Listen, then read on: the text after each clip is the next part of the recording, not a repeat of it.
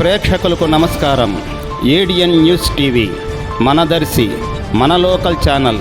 ADN news TV ప్రేక్షకులకు నమస్కారం. వార్తలు చదువుతుంది మీ ప్రసన్నారాం.